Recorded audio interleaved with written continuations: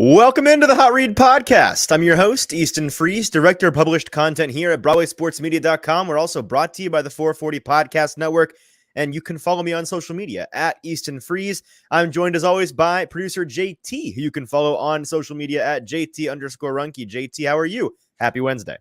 Happy Wednesday. Recording this on Tuesday, though, with the live show. And if you are here, appreciate you following along. But yes, happy Wednesday. And, I was talking to you yesterday, and I just if there are people in the comment section that would like to chime in on this. Easton, you are a fan of using catchphrases and sayings that nobody else in the world has ever heard before. No shot. People have heard this. It's just you. Well, no, it isn't, because we had a peanut gallery of sorts yesterday of people who have never heard these sayings that you use these a lot on the show. I do. They're a part of my regular vocabulary, and you gaslit me into looking them up to make sure I wasn't going crazy. These are both the two examples you had, of which I'm sure there's a couple that you've not remembered. And next time you come across another one, please let me know. The two examples you gave me, I looked them up. They are both very well sourced, going back hundreds of years and in plenty of literature and in text. So I know that this is something that's been around and is a common saying. And it's the kind of thing that I've grown up hearing my entire life. I don't know if it's a regional thing or what, but the first one, and I think I mentioned it for the first time yesterday, and it's the reason you brought it up, worth your salt. I referred to, if you follow any Titans broadcasters or reporters that are worth their salt. And you came to me last night like, what does that mean? Where's that from? Like, I think you could intuit what exactly it meant. Yeah, I knew what it meant. It's just like I've never heard of it of high quality. Yes, does a good job at what they're supposed to do. They fulfill their responsibility. Very synonymous with like pull their weight or something like that.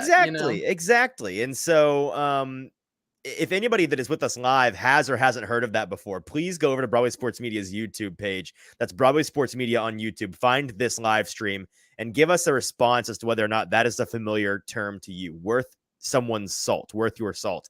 The other one that I'm more shocked you hadn't heard, because this one, I swear to you, I hear it all the time on radio, in national sports broadcasts. Like, this is so common to me. I'm shocked you've never heard it. Making chicken salad out of chicken, you know what, right? Like, this is a family show, so I'm not going to finish the phrase, but making chicken salad out of chicken bleep. Like, that is something that I hear all the time. And it's another one that I'm sure you can intuit what exactly, making a positive thing come out of not so great circumstances, right? Like, it's not a difficult phrase to understand what exactly I'm alluding to.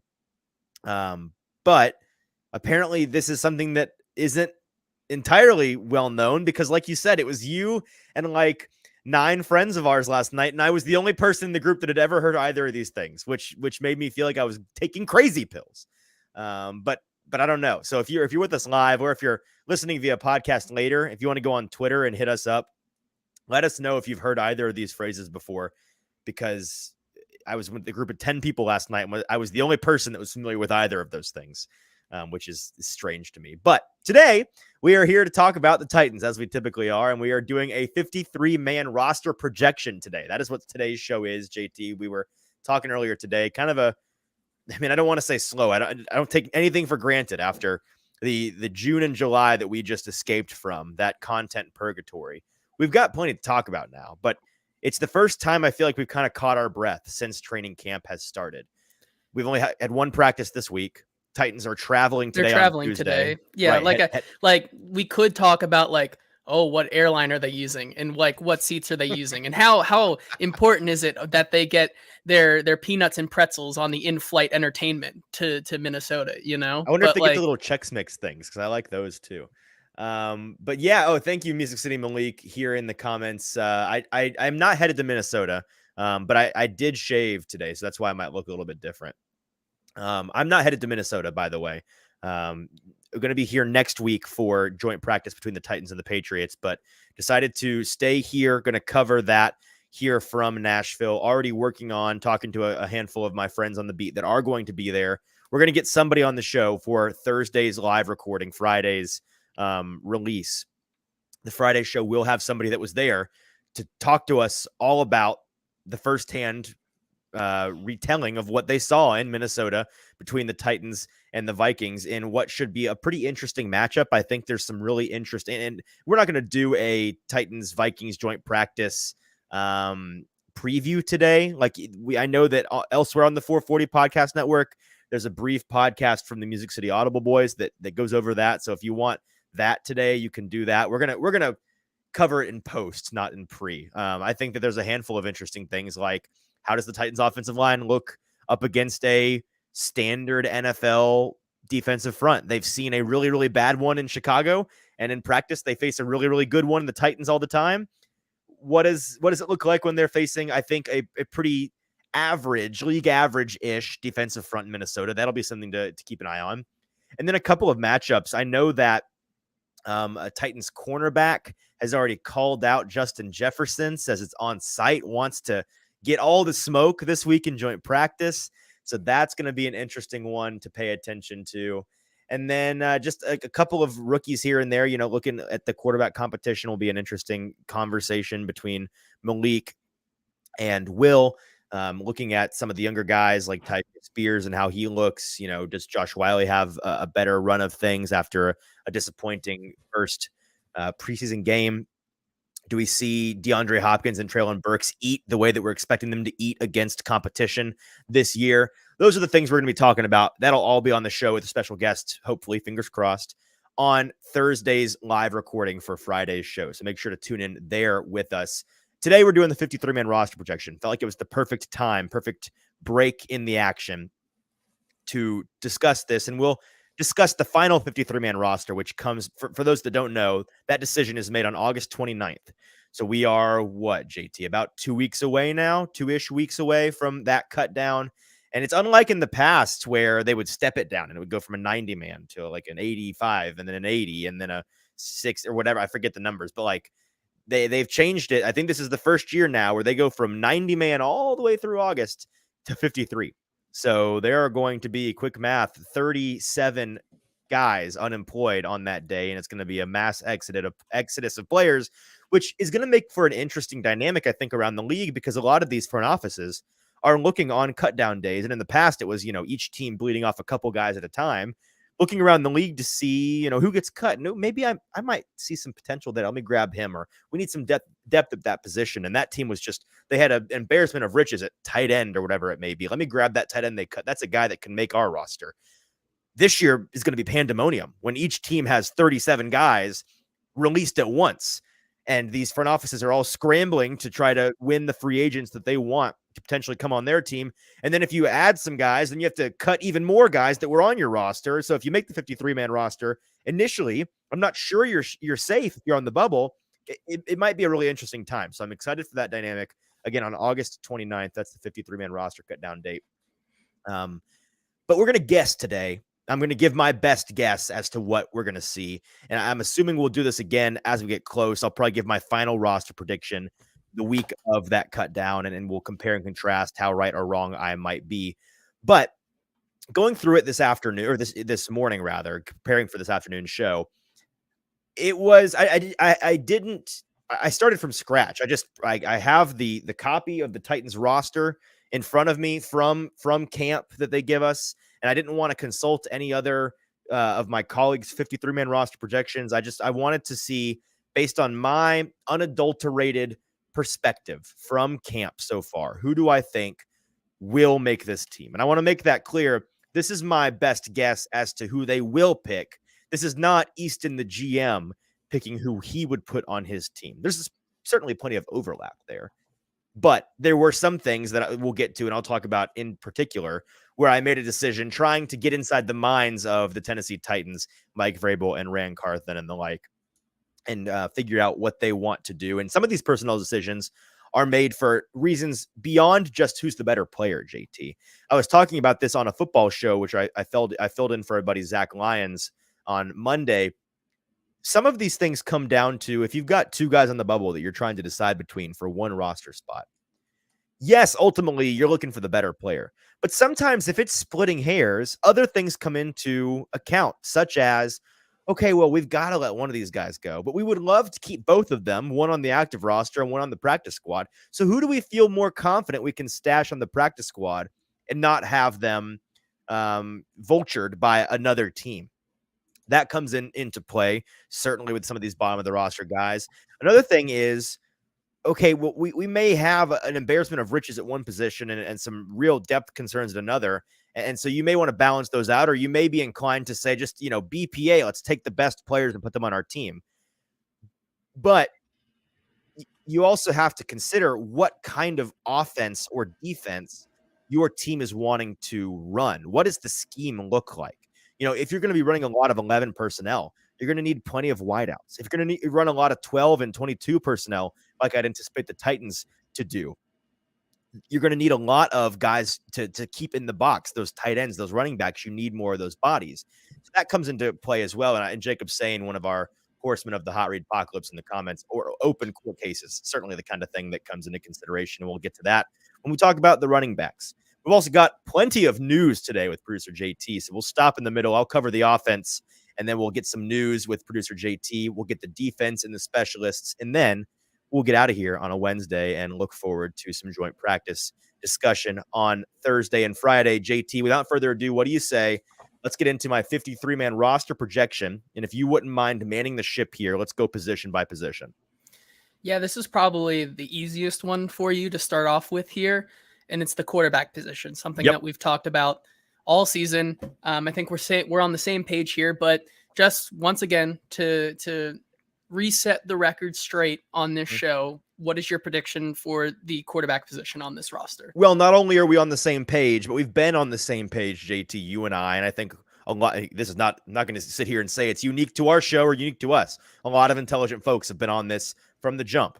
But since April, when they drafted Will Levis, and really before then, when we were talking about the potential of the Titans drafting a quarterback and adding to that room with Ryan Tannehill and Malik Willis, we talked about how there's a very decent chance this team keeps all three quarterbacks. And Music City Malik saying that we did hit it first in his opinion. So I think we were among the first. I don't think that was is an unfair thing to say, but certainly something that as a community, Titans fans and media alike have come around to in one way or another. At this point, I'm not sure I've seen anybody in disagreement. But this team's going to keep all three quarterbacks. Ryan Tannehill, Malik Willis, and Will Levis will all be on this 53-man roster.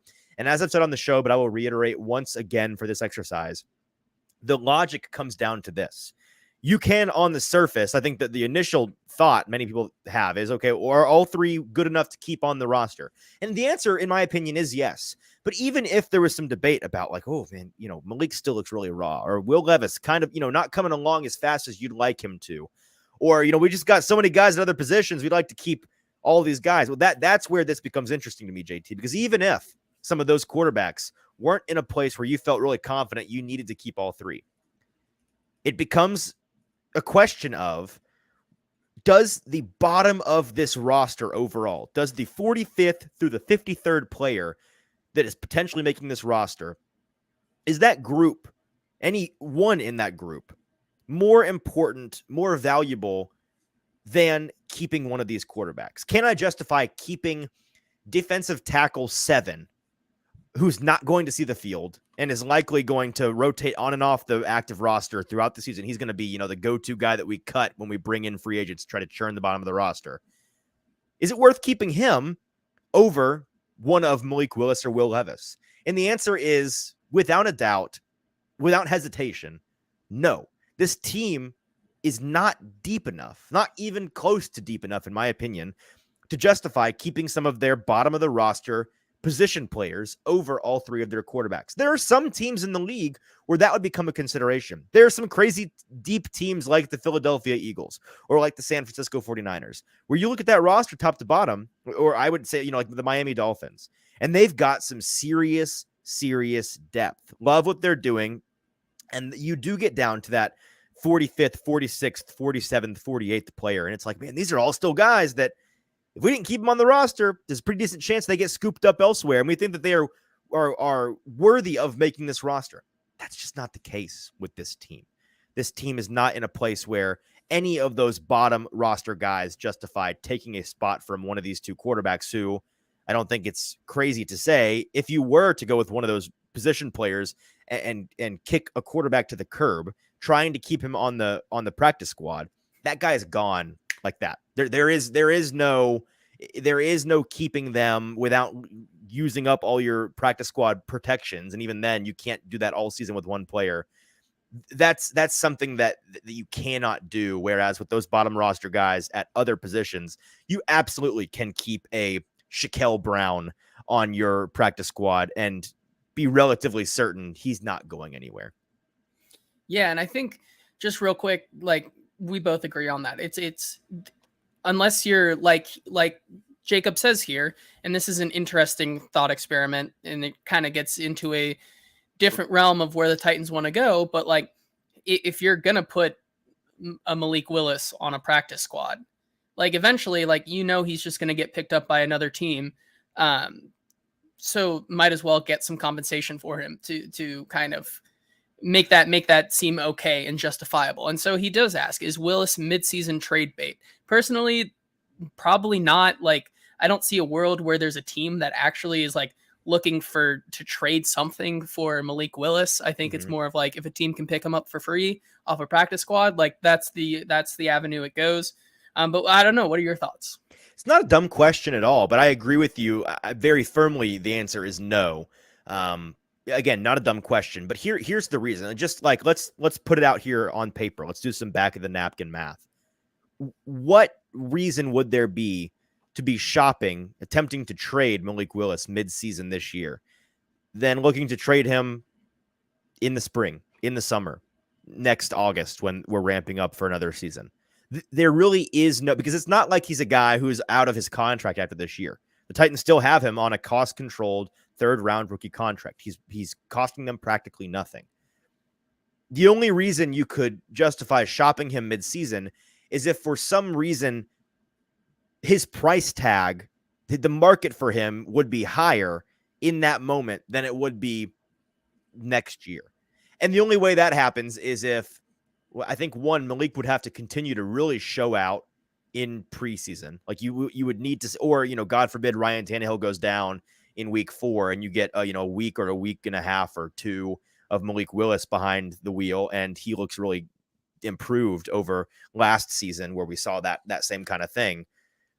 And that's assuming he's even the guy that gets the nod. Will Levis is still around. He's going to be on the roster by then. Who knows? Maybe he is the solidified quarterback too.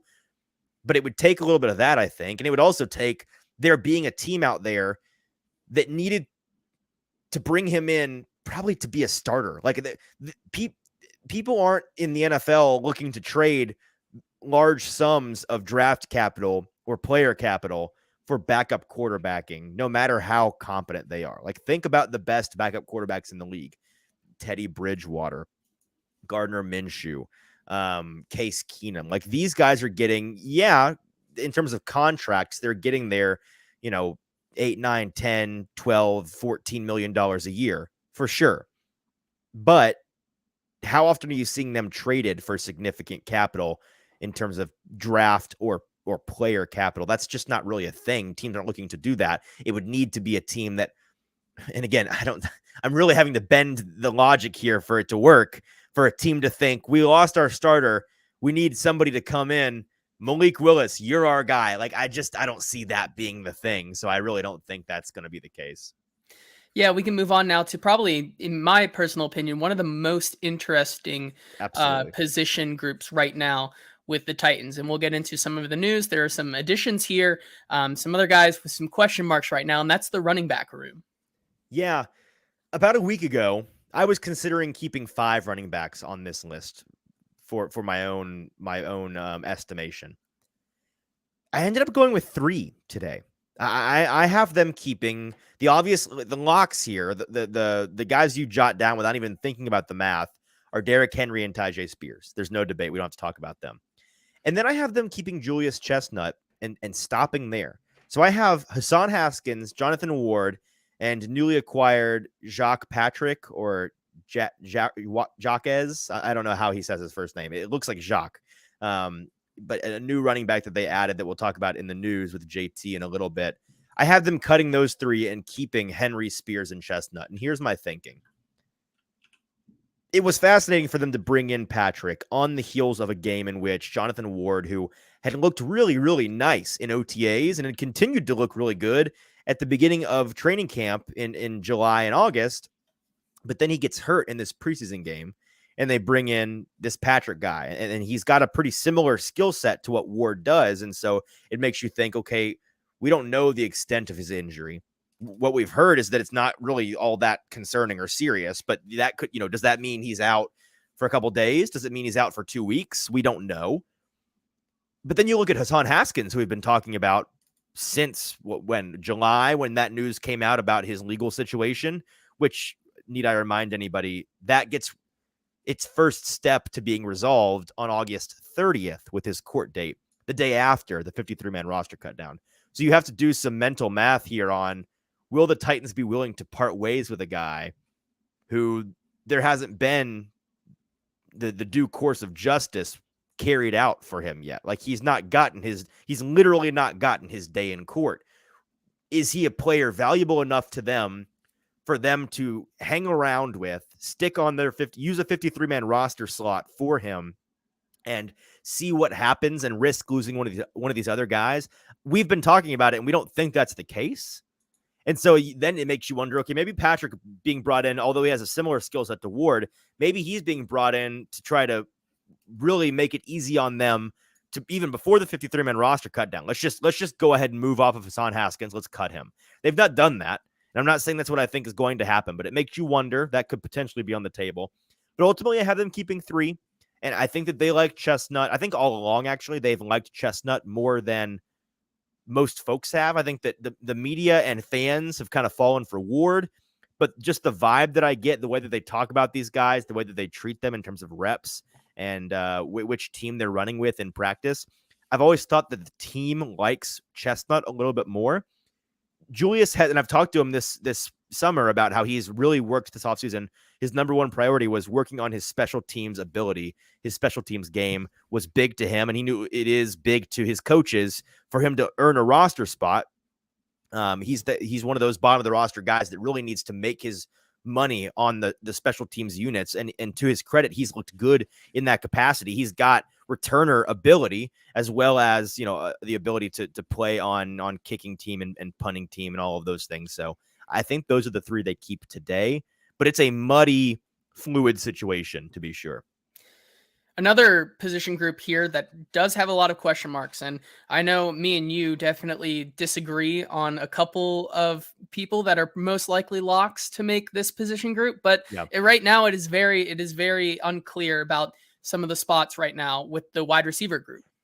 Yeah, all along we've been talking about how this wide receiver room has 5 locks. And if you ask me, the answer is they still have 5 locks. But to be as neutral and objective as I possibly can, I think the consensus would agree on 4, and then there's some significant disagreement on the 5th. So let's say right now that there are 4 locks, even though personally I think that there are 5. Nobody is disagreeing. And I've talked to pretty much everyone on the beat about this in the last 7 days. I've talked to a lot of folks like JT and Zach Lyons and Mike Herndon. I've had this discussion because I'm curious to hear what other folks think. Talked to Braden about it on a football show on Monday. We all agree that DeAndre Hopkins, Treylon Burks, Kyle Phillips, and Chris Moore are on this team. So those are the guys that are in pen. They are on the roster. There's 4, okay? So there's 1 or 2 more spots up for grabs, logic would dictate.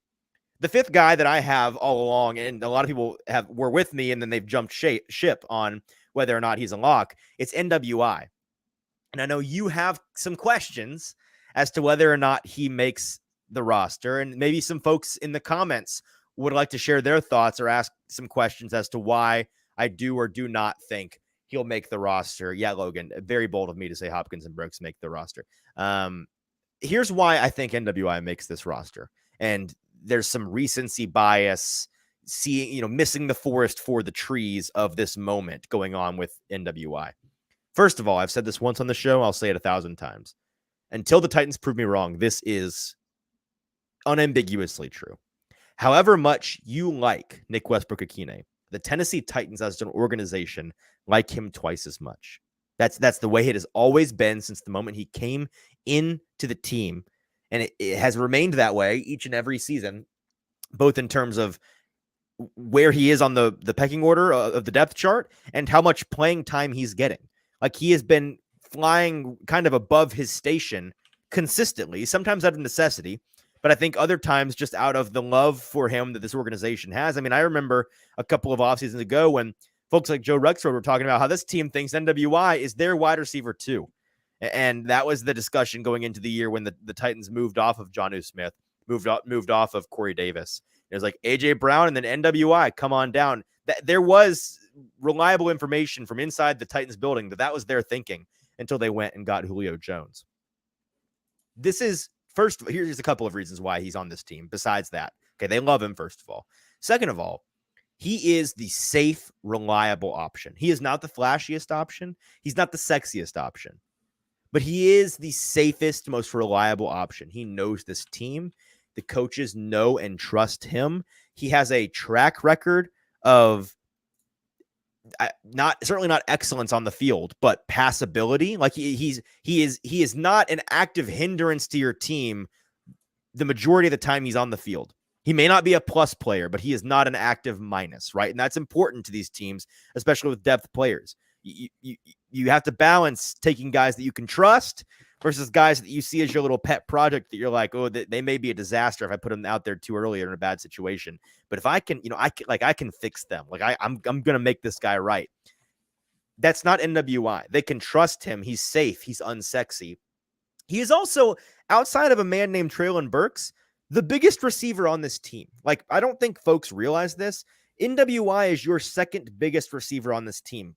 Not close. Like, really not. He's very tall. I think he's as tall as Treylon, and he's got a bigger bodied frame than a guy of his height that is more of like a slot gadgety guy. He's got that outside, at the very least, flanker Z position, but really he's the only guy besides DeAndre Hopkins and Treylon Burks that this team is going to trust to play that X boundary receiver. And that's a big deal. I don't think this team wants to go into the season with only two players on the roster that they trust to consistently play the X.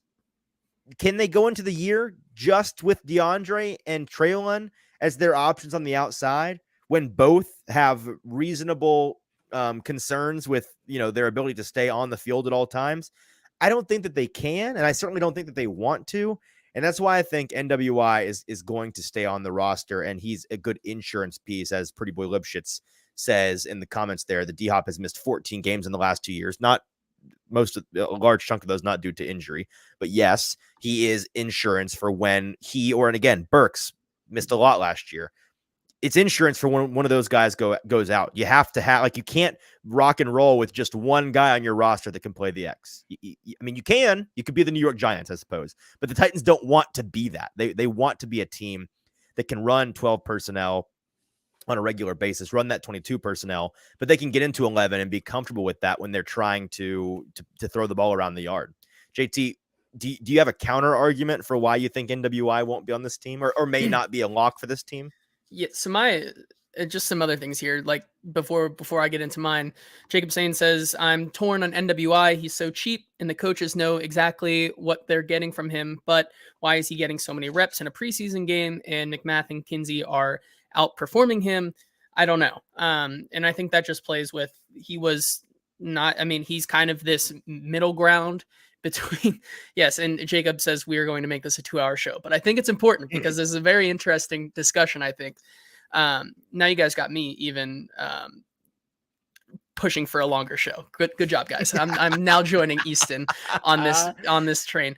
I think he was in the middle ground between like starter and kind of that back half group, kind of giving, like you said on a football show. I was going to say, I'll tell you why I think that they had him out there. They wanted a quality receiver out there to be a litmus test for those. Is that what you're about to say?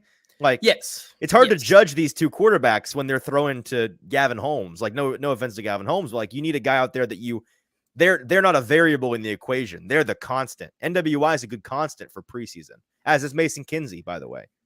Yeah, and then Logan Grady says, isn't Dowell bigger than NWI? Yes, Dowell is an inch taller and 2 pounds heavier than him. So by technicality, really? Okay. All right. A little bit.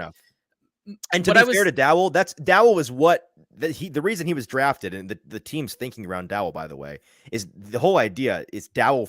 They want Dowell to push and eventually replace NWI. They want Dowell to make NWI obsolete. He's just not done that yet, and we'll talk about that more in a second. And what I was going to really say is that if you look at the snaps by position last season, especially for NWI, it's not like he is the guy who is going to be on the outside at all times. At least earlier in the season, he was getting more on the outside, but as Treylon Burks goes down and they lose some of these guys on the outside, his snaps slowly get more 50-50 even with playing on the outside and also in the slot. So I don't know how much I truly trust him to be an outside guy the entire time. However, I think we're forgetting Chris Moore in all of this. I think part of the reason that Chris As Moore a boundary was receiver, you mean? yes, part of the reason I think that the Titans brought him in is that when Brandon Cooks decided to kind of quiet quit on the Houston Texans last year and not play down the stretch, Chris Moore was the guy on the outside. And like, it's not that Chris Moore doesn't have speed. He has a 4.53. Now that is an old 4.53, but 4.53 nonetheless. Like, the dude still has some speed. And as it went on, through the end of the season, he started playing more and more on the outside. So I think they're really kind of interchangeable kind of players. Okay. And if you want to get younger and you want to have kind of shake it up. Now, I know we've talked a lot with Nick Suss on this thing. It's like, do you keep what's comfortable and what you know, or kind of shake it up? And that's a big decision. But like, I really think more and more that like Chris Moore is only an inch and like 10 pounds shorter and skinnier, weighs less than NWI. Right. Not a crazy drop off, but it is still a drop off by technicality. It's funny because he looks, it's a bigger difference visually than that. So that's surprising. But yeah, I really see them as interchangeable. And that's why I'm kind of like questioning NWI's kind of safety on this roster. Well, let's look at both circumstances. Let's assume that I'm right and NWI is safe on this roster. That leaves really only one spot left, and that's what I've done in my 53-man roster. So I've got Hopkins, Burks, Phillips, Moore, and NWI as those 5. And then I've got what we've been talking about for a couple weeks now, where the shake it up candidate, the take a chance candidate, the sexy addition candidate. It's Reggie Roberson Jr. Like, he has had the best camp out of any wide receiver, I think, not named Hopkins, Burks, or Phillips. He has looked good day in and day out. He was around during the preseason game. Certainly did not become invisible, was not the biggest guy out there, but was certainly a component of that game for them. I don't see any reason why they don't choose him over, because that's where you get to, is it Reggie Roberson Jr.? Is it Dowell? Is it McMath? Those are the 3 guys, I think, fighting for that last spot. I know a lot of people are really high on Trayshawn Harrison and Kearis Jackson. Listen, I understand the allure. I'm with you that they are sexy and fun ideas. I just don't see this team taking that leap of faith on them yet, and they are prime candidates for guys that you can probably pretty easily stash on your practice squad and not be too worried about it. They're also young and they're also raw. So they're going to want to justify keeping Dowell on this roster. I think he's the biggest, if there is a threat to NWI, maybe he's that threat, because they're going to want to keep him on this roster. But just because he's a draft pick, people need to realize, Des Fitzpatrick, a 4th-round pick just a couple of seasons ago, did not make the 53-man roster. So being a draft pick for this team does not inherently mean you're going to be on the final roster. Now, he's the only guy that I have from this past draft not making the final 53. I have him just on the outside looking in, but it would not shock me at all if they kind of shoehorn him in there one way or another. If they didn't keep NWI, and so it was the 4 in Hopkins, Burks, Phillips, and Moore, who are the 2 you would be looking for them to add instead of NWI to the 5th and 6th spot there? Probably Roberson, and then one of Colton Dowell / Kearis Jackson. Okay. Yeah, and if that were to be the case, that NWI doesn't make the cut, that's kind of what I would think that they would look to do. Although, I'll add a caveat, and people won't like this. I think that our buddy Nick Suss was not wrong in saying that they like Racing McMath. And it wouldn't shock me for his special teams value as a gunner, his known quantity value as a guy that's been around, and the coaches know him and they trust him as more veteran player. Wouldn't shock me at all if they don't go with NWI, they keep Reggie Roberson, and they go Reggie Roberson, Racing McMath.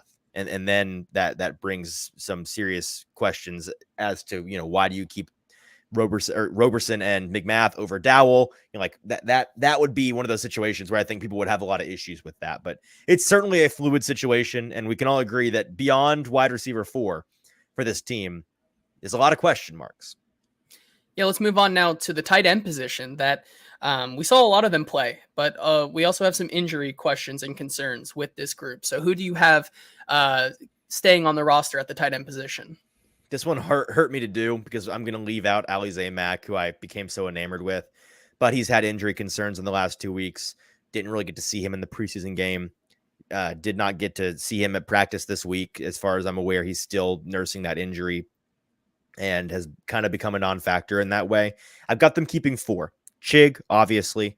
Trayvon Wesco, who is your new and improved, significantly improved in my opinion. Jeff Swaim, he's your glorified lineman, basically. Josh Wiley, the rookie. And I've got them keeping Thomas Odukoya, who was their international roster spot player last year and was in that designation safely on the roster for the past 12 months. But now they are kind of integrating him into the system. It would not shock me at all if this is Kevin Rader instead of Odukoya. I think that he's the other guy on the bubble there. Justin Rigg out of Kentucky is a nice rookie story, but he's not in really contention for making this roster. Rader could take that spot, and he's more of a known safe quantity, so it wouldn't shock me at all if he's the 4th guy. But the reason I have them taking Odukoya is twofold. One, my buddy Mike Herndon was talking on Twitter earlier today, and I saw the same thing when I watched some of the preseason game back about just how impressive Odukoya looked as a helper on the offensive line in the run game, kind of being a mauler, like really taking it to some guys and winning reps and looking impressive in that way. He's a big boy. He's a very strong player. He uses that play strength to his ability. And I think that this team is looking to have 12 personnel be their base. They're probably going to want 2 guys on the field for a number of snaps, assuming this offense still runs through Derrick Henry. And even if it doesn't, assuming this offensive line is still the biggest question mark for this team and may need all the help it can get, they're going to want to run a lot of snaps with 2 linemen or tight ends on the field that can serve as additional auxiliary linemen, really. Odukoya fits that bill. He also was one of Mike Vrabel's offseason player award winners earlier this year. So clearly the coaching staff is a fan of what he's doing. And he got roughly the same snap count in that preseason game as Kevin Rader did. So it wouldn't shock me at all if he's the guy that they keep. And I'm going to go with him as my 4th right now. Let's move on to the offensive line position here, which you got to keep more than 5 because obviously time and time again, we see injuries all the time, but who are you keeping on this roster? Yeah, I'm keeping 9 of them, I believe, counting. Yes, I'm keeping 9. And by the way, on the tight ends, Music City Malik saying Chig, this is true. Good point. Chig said that Odukoya was the strongest player he's ever been around. Logan calls him the body mover, and Pretty Boy Lipschitz said that Thomas is a phenomenal run blocker, which is true. With the offensive line, here are the 9 I'm keeping. You've got the 5 starters in Dillard, Skoronski, Brewer, Brunskill, and Chris Hubbard, right? Those are your 5 that you got to keep. Hubbard more out of necessity than anything. And then beyond that, the 4 additional guys, I've got them keeping 5th round draft pick Jalen Duncan, Corey Levin, John Ojokwu, and Xavier Newman Johnson. That last one is super interchangeable to me. And by the way, it's, also on the roster under suspension, Nicholas Petit-Frere, and physically unable to perform on the PUP list is Dylan Ravens, who they'll keep around. That last spot, Xavier Newman Johnson, could be Jordan Roos, could be Zach Johnson, could be Justin Murray, could be John Leglue, could be Andrew Rupchich, could be Jimmy Murray. Like, there's a lot of guys that are all the options that are at the bottom of this list. Of Jordan Roos being the least gross of those. So it wouldn't shock me at all if he's that guy. But I've got them keeping more tackles than not because of the dire straits they are in with the tackle position. I think that Ojokwu is a pretty safe bet based on what we saw earlier in camp from him and his ability as a promising young raw tackle to potentially develop into something. The reason that we were really excited about his addition as a UDFA back in the spring, after you and I scouted him before the draft and thought that he was a really promising prospect. Duncan makes it again because of that need at the tackle position, and just, you got to have some kind of depth there, which they really, really lack. Corey Levin is a really nice backup center or guard. His ability to be a plug and play swing interior offensive lineman makes him a really valuable player, and he continues to just be that constant rock in practice that is not going to be pretty and is going to make a couple mistakes a game, but his highs and his lows are very compact and you can trust the floor with him. And then again, Xavier Newman-Johnson kind of just grabbed the name and threw it in there. He's had some flashes in camp. He's looked fine-ish, but he certainly is not a guy you'd want to see the field at all.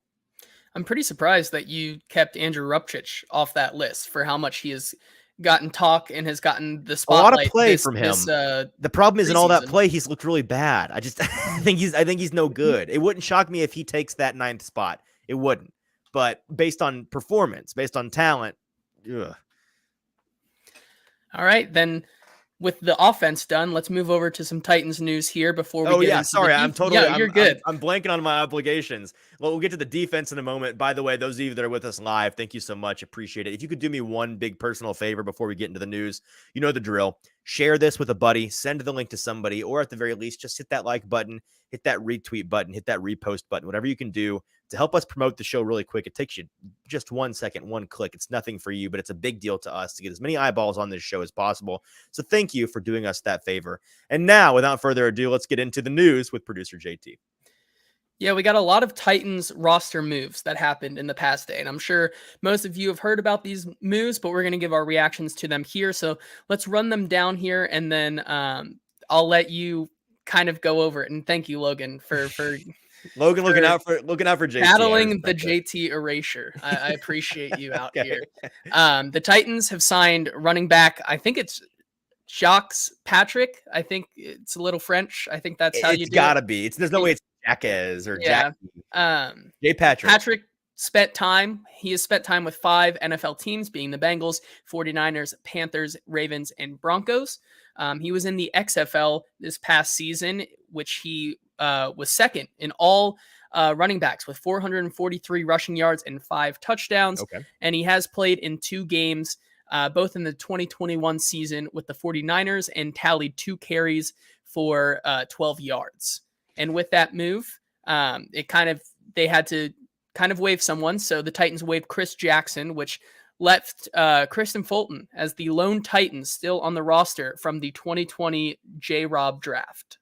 Yeah, I was surprised that they finally let go of Chris Jackson. He was a guy that a lot of fans had wanted off the roster for a while now, and Mike Vrabel had just kept sticking around. He was very difficult. He's a cockroach, impossible to kill.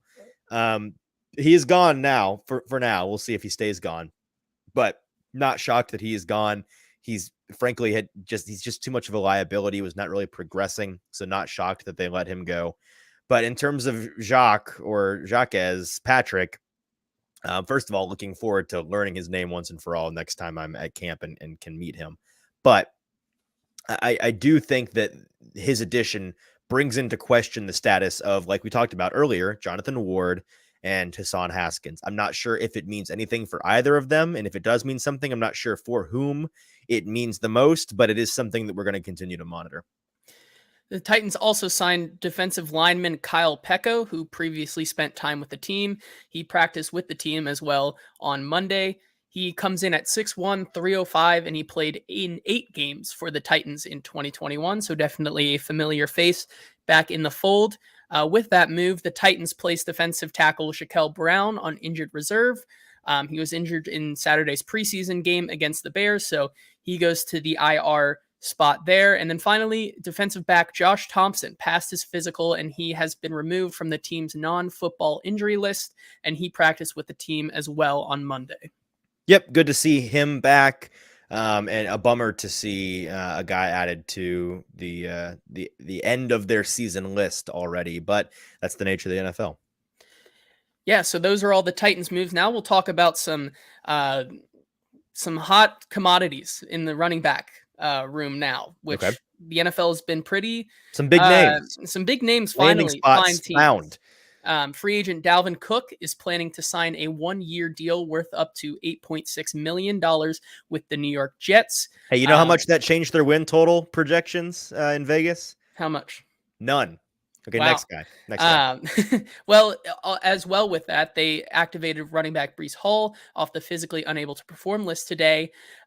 So they both will be in practice, and it'll be interesting to see who gets the first back looks and who is playing second fiddle in that running back room. And then as well, Zeke Elliott also joining the AFC North as he signs a 1-year deal with the Patriots that includes $3 million base salary, a $1 million signing bonus, and can be worth up to $6 million with incentives. Hey, you know how much that changed their win total in Vegas? How much? None. Both of these guys made zero impact on the odds of either of these AFC East teams. It felt like that's where these guys were going to land, and it's good to have that, that closure, that finality. I do think that they're both going to. Here's an interesting question. You're the fantasy guy that I defer to on this show. I'm sure you're going to talk about this on your next fantasy podcast, by the way. Right after this. Right. So which one of these guys makes a bigger impact on their running back counterpart? Is it Zeke Elliott stealing Ramondre Stevenson looks, or is it Dalvin Cook stealing Breece Hall looks? I think right now it's Zeke Elliott stealing Ramondre Stevenson's work. Agreed. Mostly because of how much he was used last year. I mean, Ramondre Stevenson got 60% of the snaps last year as a running back for that team when Damian Harris was on that team. And I think Zeke Elliott comes in as an amazing pass blocker, something Bill Belichick really likes. Like, Bill Belichick went into the first preseason game and saw all his running backs sucked and was like, we need to go get Zeke Elliott. So I wouldn't be surprised if he's getting the goal line work. I don't think he's a factor in the receiving game, but he definitely takes a lot of touches away from Ramondre Stevenson. The only reason why I'm not saying it's Breece Hall is mostly because, like, I don't think they make this move if they truly believe Breece Hall is starting the season 100%. Right. Agreed. Of course, he's coming off probably an ACL injury that was probably the worst out of all of the running backs who ended with season-ending injuries. Multiple ligaments. I don't think Aaron Rodgers moves that money, and I think they go out and sign Dalvin Cook unless they know that Breece Hall is not going to be ready in 100% to begin the season. And Dalvin Cook is kind of that safety blanket who kind of gets you through the first 5 or 6 games. And then Breece Hall comes back and it's just the Breece Hall show. But even then, I think he adds a nice addition to that team. Kind of getting vibes of that Vince Young Dream Team Eagles team, some vibes. Yeah. I'm getting the vibes over there about that team, but they'll be interesting to watch. I remember the reporting before the deal was done and they met initially, Dalvin Cook and the Jets. There was some disagreement there between those parties as to what his role was going to be. And I think that is an indication that, Breece is still that dude as soon as he's good. And that's the question, right? As soon as he is good, we don't know. But we know that Dalvin Cook is going to come in and be serviceable as long as you need him as that primary runner, that rusher of the ball. But as an auxiliary responsibility, like, he's a veteran player that still has juice that you can and Aaron Rodgers can trust in third down situations, in pass protection situations, to chip and to help and to, you don't have to worry about some young guy not knowing to slide the protection one way or another. Like, Dalvin's going to have that figured out. And there's like the Jets offensive line, they've only got one really great lineman. Like, they're certainly not in a situation like the Titans are, but they are not in a place where it's not the line that Tampa Bay had when Tom Brady came to town, where he could drop back and have 3.2, 3.4, 3.5 seconds to throw and this gorgeous, clean Eagles-esque pocket every time to slice and dice from. It's not that. So I think adding him to that team in that capacity, that's part of the bigger deal, I think. Yeah, and I mean, there is so much talent there. Like you kind of forget that. And my favorite player to forget that is on the Jets, Mecole Hardman. Like Mecole Hardman's there, as well as all of the Funky Allen Bunch, Lazard. Rogers Funky Bunch. They're all there. They brought the band back together.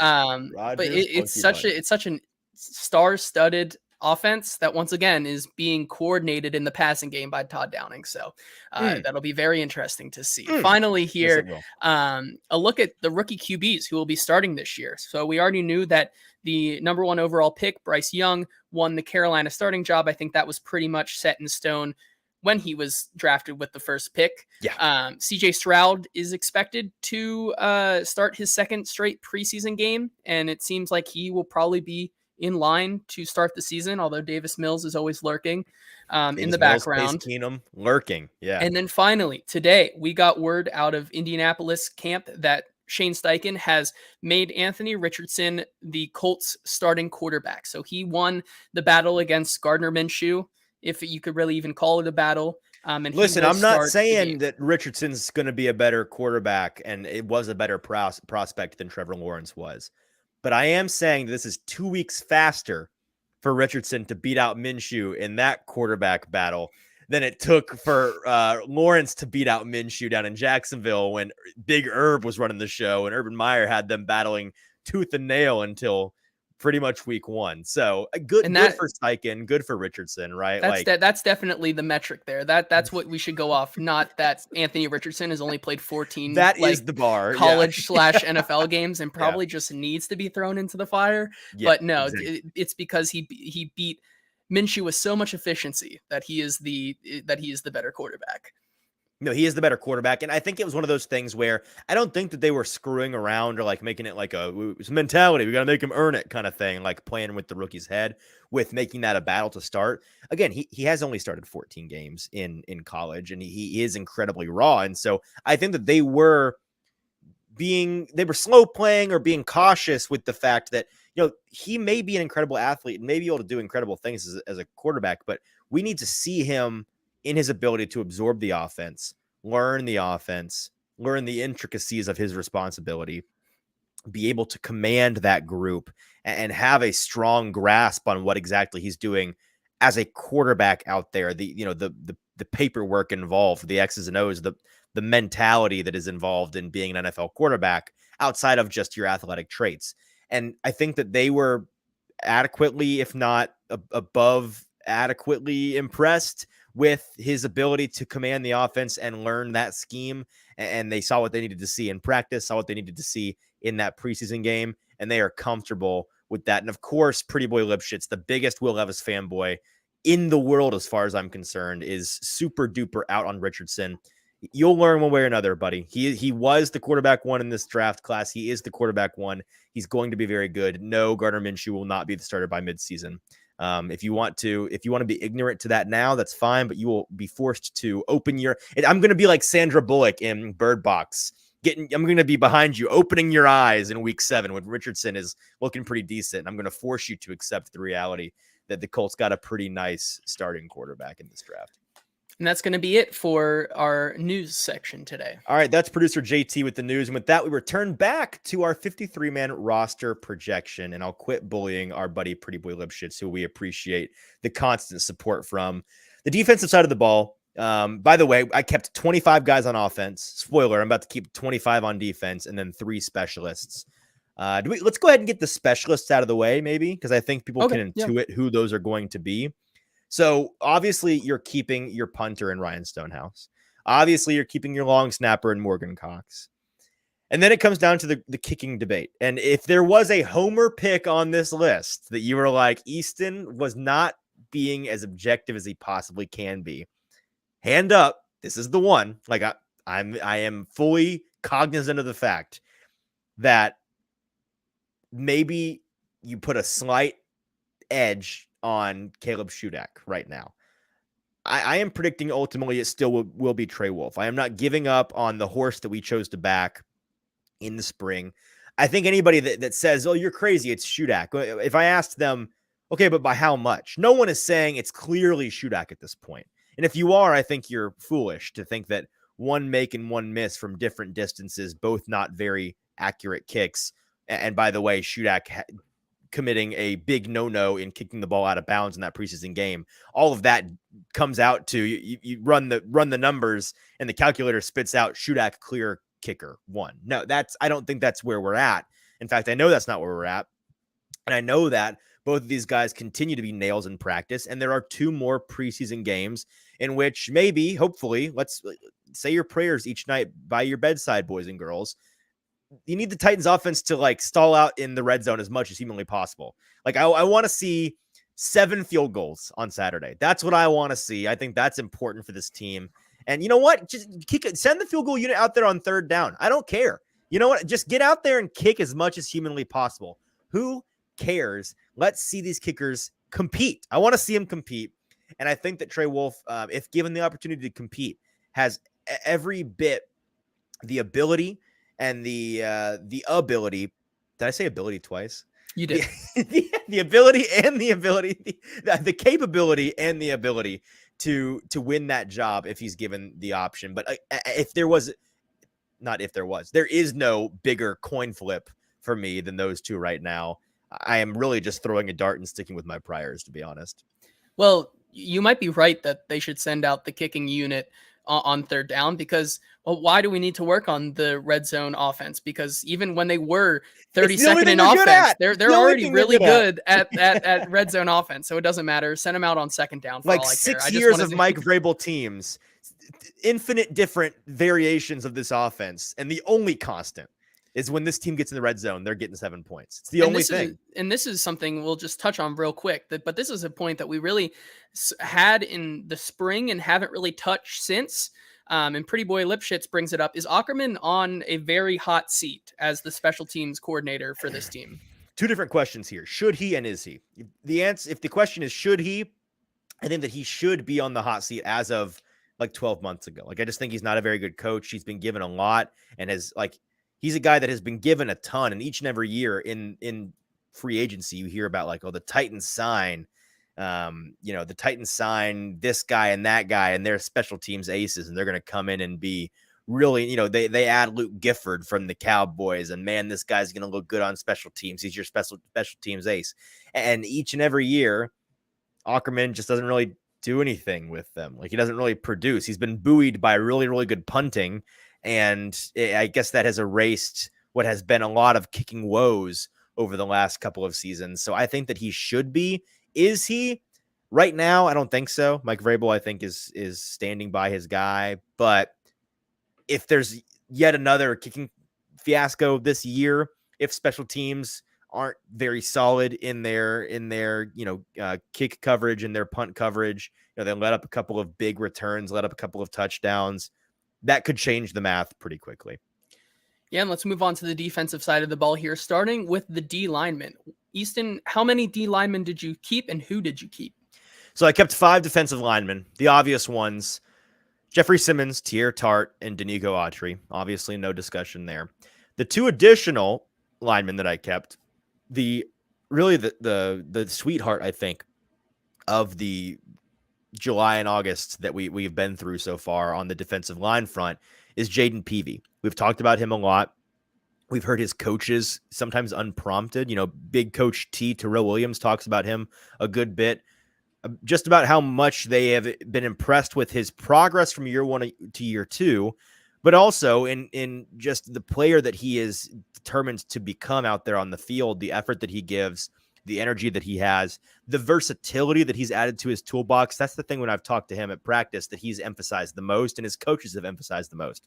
This guy has added some real inside-out versatility, and there is some, I think, reasonable questions to be asked based on the way the coaches are talking about it. He may ultimately, by the end of the year, be pushing Teair Tart for that nose tackle position, for that starting nose tackle job. I don't think that's the case right now, and it's not to say that Teair has fallen off in any way. He's not. But I think that they see Peavy as a guy that, if he continues to develop on this trajectory, can get to that place as a developing player and be on par with what Teair Tart has become. and maybe be more versatile than Tart. He certainly has a body type that I think is more conducive with versatility than Tear Tart. Tear is like built in the lab to be your run stuffing, space eating nose tackle on the center, lined up, head up on the center. Like that's what he is meant to be. Just when you look at him, PV similar-ish body type, but more of an athlete, I would say. So I think that he is, to me, he is all but a lock for this roster. And then that fifth spot, there's probably going to be a fifth. I'd be kind of surprised if there's not a fifth, but it's a significant drop off. And you've got guys like Naquan Jones, TK McClendon Jr., Tyler Shelvin, newly added Kyle Peko, and Jaleel Johnson all in that mix. None of those guys have really flashed to me. Two that I came down to were Naquan Jones and Jaleel Johnson. Jones has more actual track record with this team on the active roster, on Sundays, on the field. Very streaky player, up and down. When he's looked really good, he's looked really good. But when he's looked really bad, he has not just been completely absent, completely invisible out there. There have been times when he's been a legitimate liability for this team out there on the field. And so I went with Jaleel Johnson. This is very much a dart throw ad. It's very much I needed a body in this spot. I'm confident they keep a fifth. I'm not confident it's Jaleel. Seen some things from him, but ultimately you could convince me that over the next 2 weeks, one of Jaleel Johnson, Naquan Jones, TK McClendon Jr., Tyler Shelvin, and or Kyle Peko has a nice heater, has a nice run where they earn that last spot. I think it's very much up for grabs. Moving on to the edge position, a lot of guys who they brought in this offseason and some guys coming back from injury. Who did you keep in this spot? I kept 5 at the edge position as well.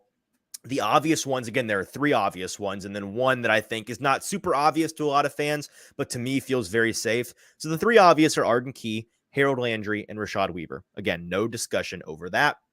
The 4th spot that I think is very much in the same vein as Jaden Peavy, a guy that people aren't super familiar with, is not a lock in a lot of people's eyes. But to me, I think that he is very close to being already safe on this roster, is Sam O. Sam Okwuegbunam. We call him Sam O for a reason. I can't pronounce his last name. I really should learn it. But Sam O is a guy that has had some flashes, is certainly getting run with the second team a good bit out there at practice. The team likes him a lot.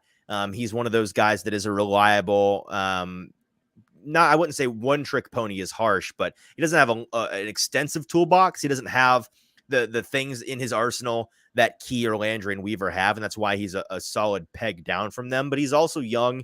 He's a developing player. I think that they like the trajectory he's on. So I think that he's a guy that is in that, he certainly is in that clear 4th spot. When you look at all the other 4 guys outside of him, nobody really has pushed him for that spot. And I think they keep 5. So then it comes down to Caleb Murphy, the player out of Jackson State, Ferris State, I think. Ferris State, who racked up all of those ungodly numbers at the D2 level as a UDFA. Zach McLeod and Thomas Rush, one of the Titans, I think 2 highest paid UDFAs from this last offseason. So Murphy and Rush are 2 UDFAs that for different reasons really make you wonder. They make you wonder if this team is going to want to shoehorn them into the roster by any means possible. But I went with Otis Reese the 4th. And there's just this is kind of a vibes take, but I also think that we saw some really nice things from him on tape in that Saturday preseason game 1. I'm excited to see more from him in the upcoming games. He's a guy that was brought up not unprompted, prompted, but then unprompted in the way that he lit up about him. Mike Vrabel, at a press conference that you may or may not have caught a couple of weeks ago, was asked about how excited he was to see Otis move out there. And he goes, "Oh man, I am so excited to see OTIS get out there and play. He's a heat-seeking missile. He's a headhunter." And he just kind of spent a good 20, 30 seconds ranting and raving about how excited he was to see Otis. Makes me think that they really like this guy inside that building. Wouldn't shock me if he's their 5th guy because they see a lot of potential and they like the intangibles. So he's who I'm going with for that 5th spot. But again, at both defensive line and edge, I am confident they're keeping a 5th guy. I am not confident on who it might be. Now let's move to the linebacker position, which has had some arguments this season. That is maybe one of the top positions on this team that is worse in the depth category. Who did you have keeping on the linebackers? If folks are just kind of autopilot listening to this show, let me get your attention, rein you back in for just a second, because this is going to be the most surprising thing I say on this list. And it may be proven the dumbest, most wrong thing I say on this list. But right now, the Titans have 6 candidates at that inside linebacker position. I have them keeping 5. And the one I have them leaving out is Monty Rice. This could be crazy. It sounds crazy. Saying it out loud makes me think that I'm saying something really stupid. And this is something that has really only come about in the last 72 hours, 108 hours, whatever it is. Yeah, Jacob Sane says, say what? Here's the thinking, okay? This is very much tinfoil hat stuff. I don't think, if you gun to my head right now, do I think he's missing out on this roster? No, I don't. But as of this second, on August 15th, Tuesday after the first preseason game, some things have happened that have made me wonder if there's more to his situation than meets the naked eye that we in the media and as fans are aware of. He only played, 6, 8 snaps on Saturday in that game. I think it was 6 or 8. I forget which, but single-digit snaps, much less than guys like Chance Campbell, much less than guys like even Ben Niemann, and, of course, Jack Gibbens, who got in there some and then got that starter treatment and was pulled. He also wasn't at practice on Monday.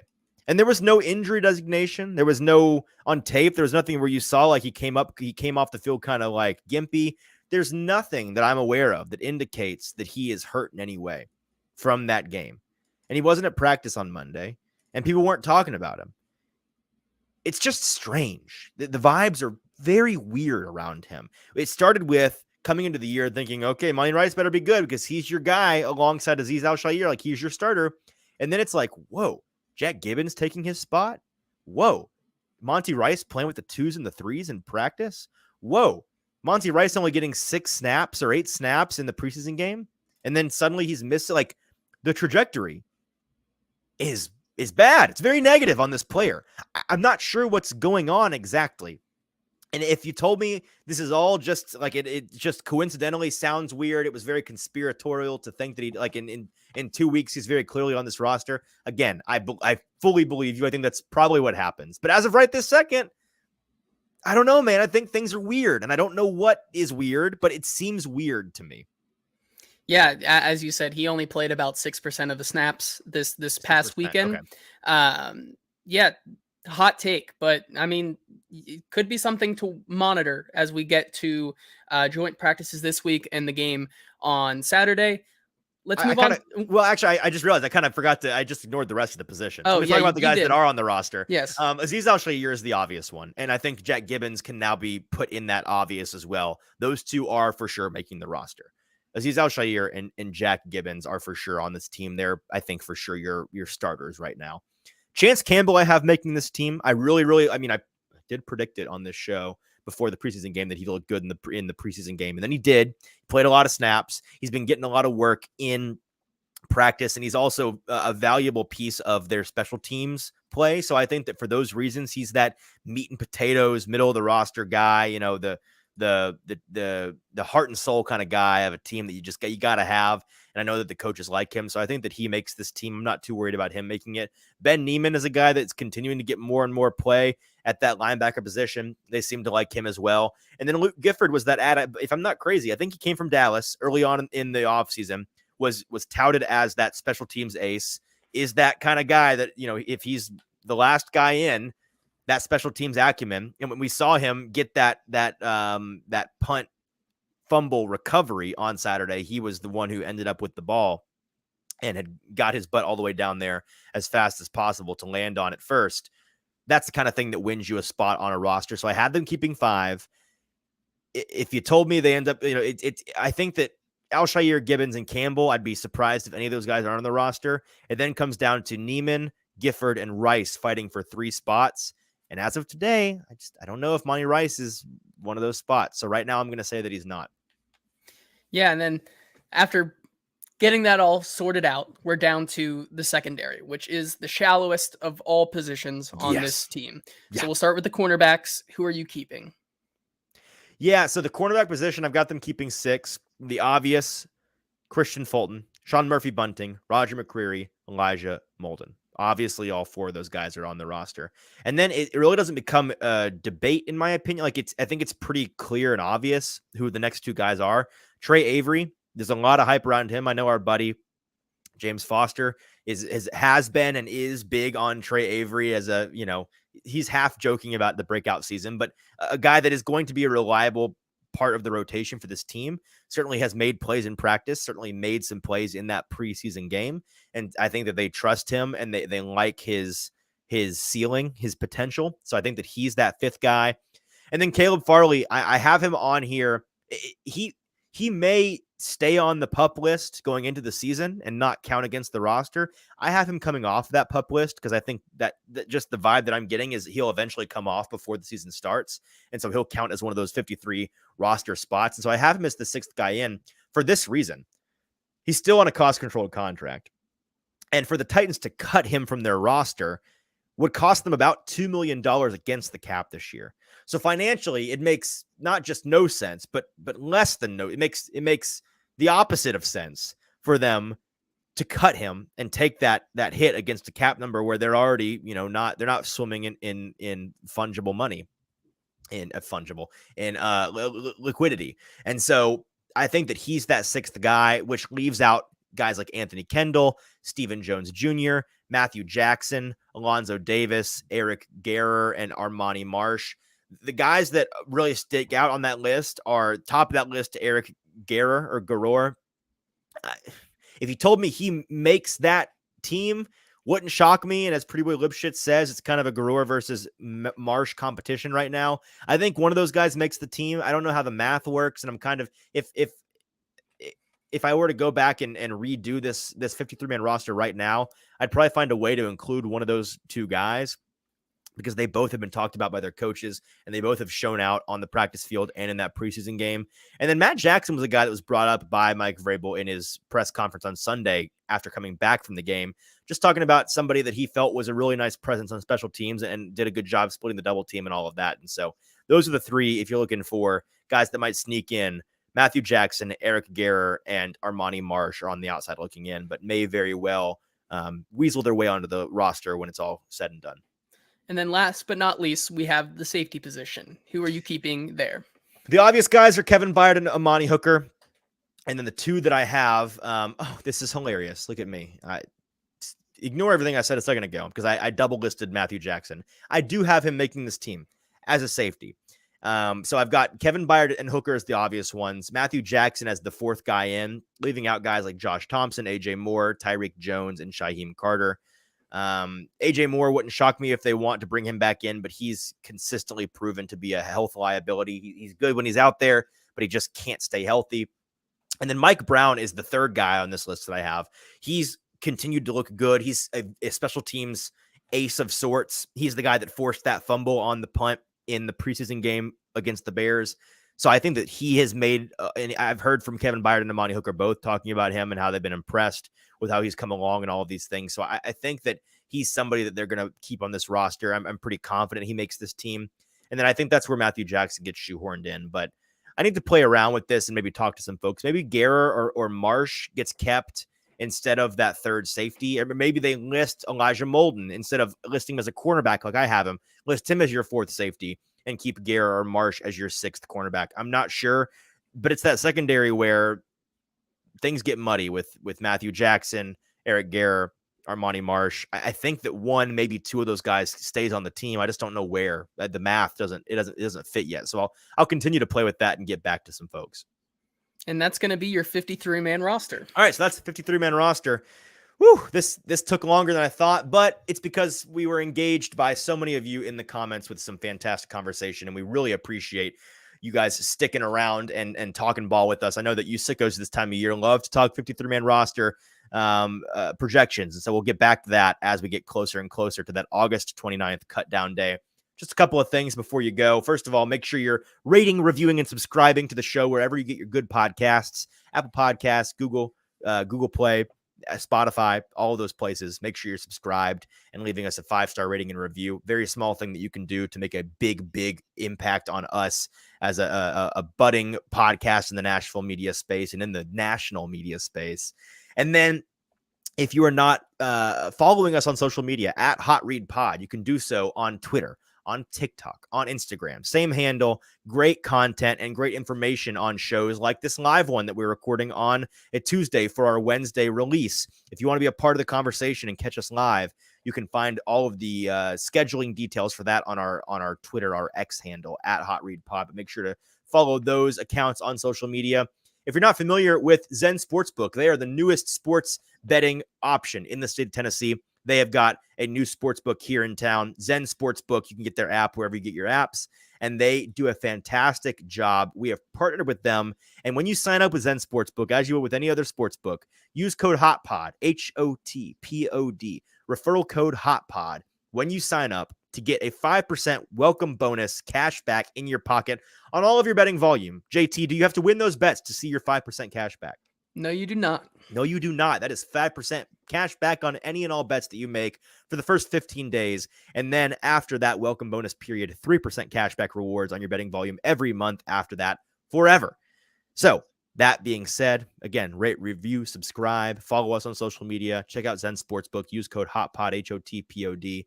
We'll be back talking Titans-Vikings joint practices on Thursday live for our Friday morning show. Make sure to tune in with us then. Hopefully, fingers crossed, we got a fantastic guest to join us to talk all about what they saw and heard up in Minneapolis. And for producer JT, I'm your host, Easton Freeze. This has been the Hot Read Podcast. We'll talk to you on Thursday.